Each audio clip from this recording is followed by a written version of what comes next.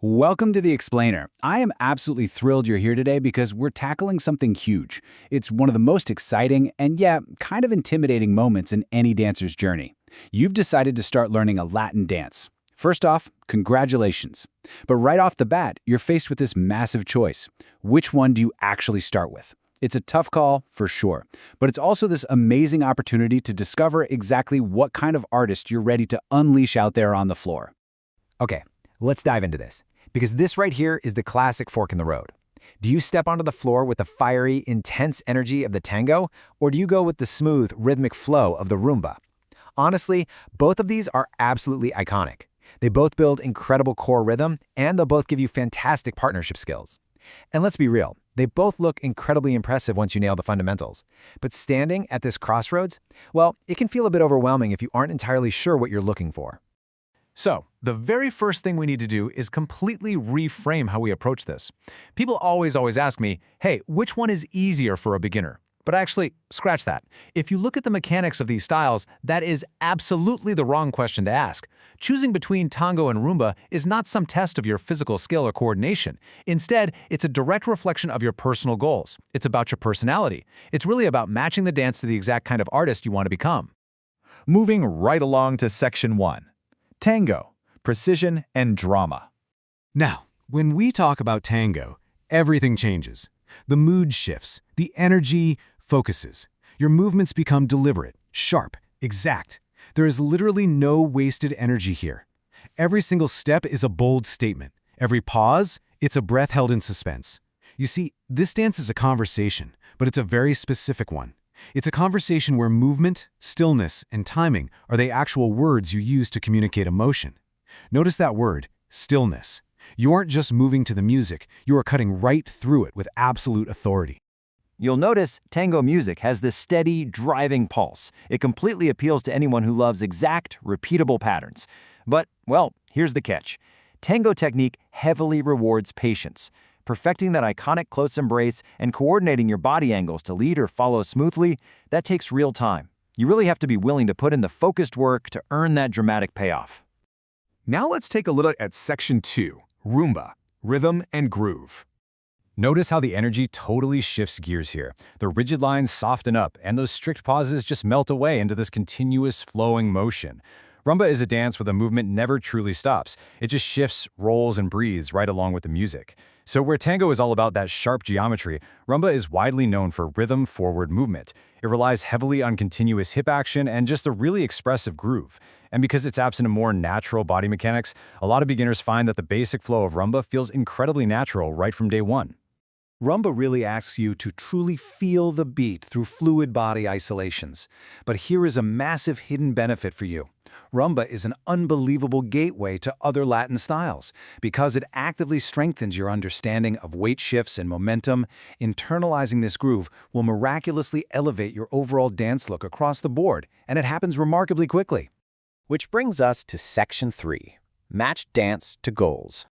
Now, what's really interesting about this slide is how it breaks down learning styles.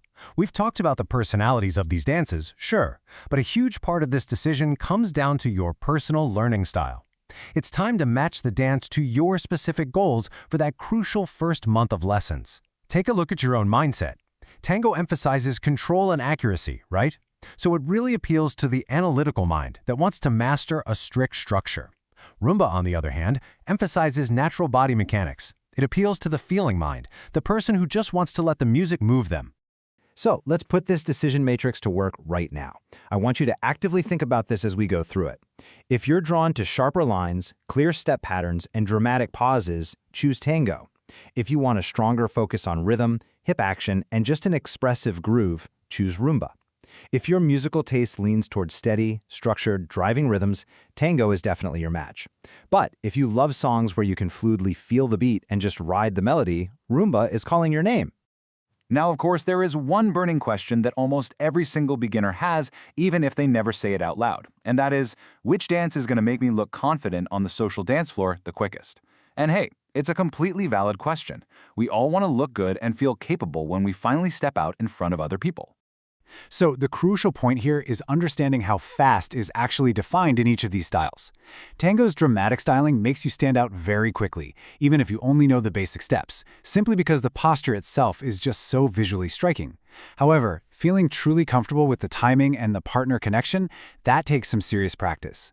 Rumba, conversely, is frequently much easier to just enjoy in the moment. Because it heavily rewards dancing with the music, you can look expressive and just have a great time early on, all while you quietly refine your technique in the background. Basically, with Rumba, you can smile and enjoy the party, even if your footwork isn't 100% perfect yet. All right, moving on to Section 4, the best starting choice. We have covered a lot of ground today, comparing the strict, intense drama of tango with the flowing, relaxed rhythm of rumba. But I want to reassure you completely, there's absolutely no wrong answer here. At the end of the day, the ultimate truth is that the best starting choice is simply the one you're actually going to practice the most. It's the dance that keeps you curious. That genuine enjoyment, that spark, is what will drive your overall improvement much, much faster than forcing yourself to learn a style you just don't connect with. And this all builds into a highly practical action plan. A lot of experts recommend a fantastic approach called the 4 to 6 week switch strategy. Basically, you start your chosen style in week 1, you practice it consistently to build up your baseline confidence, and then, right around that 4 to 6 week mark, you intentionally switch over to the other style. And this brilliantly illustrates the ultimate goal here, becoming a truly well-rounded dancer. Think about it. Studying tango actively sharpens your precision and your control. Meanwhile, studying rumba deepens your musicality and your ability to shift your weight fluidly. Put them together, and they create this perfect synergy that literally elevates your overall dancing to a completely new level. So here we are, back at the fork in the road.